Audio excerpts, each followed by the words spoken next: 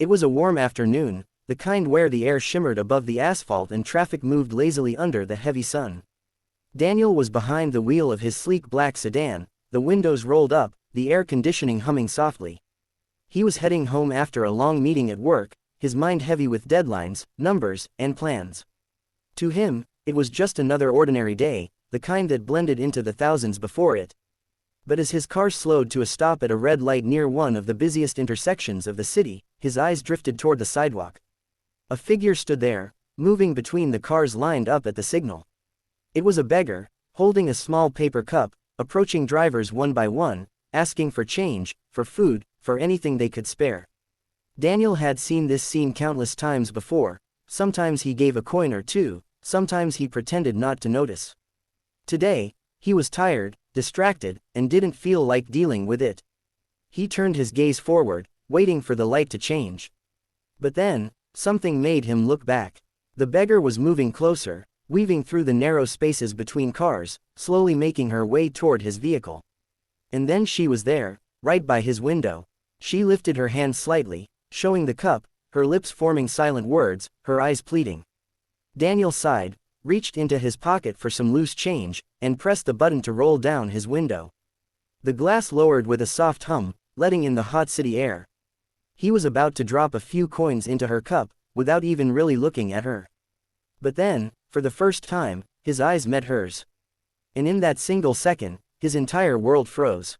The woman standing outside his car, her hair tangled, her clothes worn and dusty, her face pale from hardship, it was a face he knew.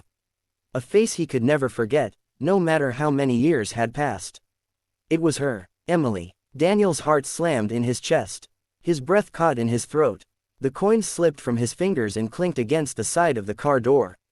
He stared at her in disbelief, his mind screaming that it couldn't be possible. But there she was, Emily, the woman who had once been the love of his life. The woman he had searched for, cried for, and mourned as if she were gone forever. Emily's eyes widened too, as if she recognized him in the same instant. But unlike Daniel, she quickly looked away, as though the weight of recognition was too heavy to bear. She stepped back slightly, clutching the cup close to her chest, as if retreating from his gaze. The car behind Daniel honked impatiently, pulling him out of his trance. The light had turned green. Drivers around him moved forward, engines roaring, horns blaring. But Daniel couldn't move. His hands trembled against the steering wheel, his mind torn between driving away and reaching out. In a sudden rush, he pulled the handbrake, ignoring the angry drivers, and opened his car door. He stepped out onto the street, his heart pounding. The beggar, the woman he now knew was Emily, turned as if to leave, panic flashing in her eyes. But Daniel called out her name, his voice breaking. Emily. The sound of her name hung in the thick air, cutting through the noise of the traffic. She froze in her tracks. Slowly, hesitantly, she turned back toward him. Her lips trembled, her eyes glossy with unshed tears. For a moment, it felt as if time had stopped, leaving only the two of them standing in the chaos of the street. Daniel took a step closer. His voice was softer now, almost pleading. Emily, it's really you. She didn't answer. Her hands tightened around the paper cup until it crumpled in her grasp. Her whole body seemed to shake, torn between running and staying. Daniel felt a lump rise in his throat. Memories rushed back, of nights spent walking hand in hand, of laughter echoing under starlit skies, of promises whispered in the dark. Emily had been everything to him once. And then, one day, she was gone. No explanations, no goodbyes. Just gone, leaving him shattered and hollow. And now, here she was, standing before him, dressed in rags, begging on the streets. The world spun around Daniel, but he couldn't let this moment pass. Without thinking, he reached into his pocket again, but this time, not for coins. He pulled out his wallet, grabbed a few bills, and held them out to her. But Emily shook her head violently, stepping back. No, she whispered, her voice barely audible. I don't want your money. Her words cut deeper than any knife. Daniel's hand faltered, the bills fluttering slightly in the breeze. He searched her eyes, desperate to understand. Then what happened? Emily, where have you been all this time? Why are you here? Her lips parted as if to speak, but no words came out. She shook her head again, tears finally spilling down her cheeks. Then, before Daniel could stop her, she turned and ran, disappearing into the maze of alleys behind the intersection. Daniel stood there, frozen, his heart pounding with a mix of shock, pain, and determination. The honking cars, the shouting drivers, the noise of the city, it all faded into the background. There was only one thought in his mind: he couldn't lose her again. He jumped back into his car, slammed the door shut, and without caring for the traffic rules, made a sharp turn into the side street where Emily had vanished. His eyes darted from one corner to another, searching desperately.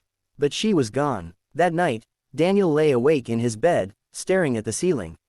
Every detail of Emily's face haunted him: the hollow cheeks, the trembling lips, the way her eyes still carried the same spark he had fallen in love with, even beneath the shadow of hardship. He couldn't understand it. Why had she left? What had happened to her? And why was she now living like this, begging on the streets? The next day, Daniel couldn't focus on work. His mind kept replaying that moment over and over. He knew one thing: he had to find her. He couldn't let this be the end of their story. So he began his search. Every evening after work, he drove to the same intersection, parking his car nearby, hoping to see her again. Sometimes he spotted her in the distance, moving quickly between cars, her head lowered. But whenever he tried to approach, she vanished before he could reach her. Days turned into weeks. Daniel grew restless, but his determination never wavered.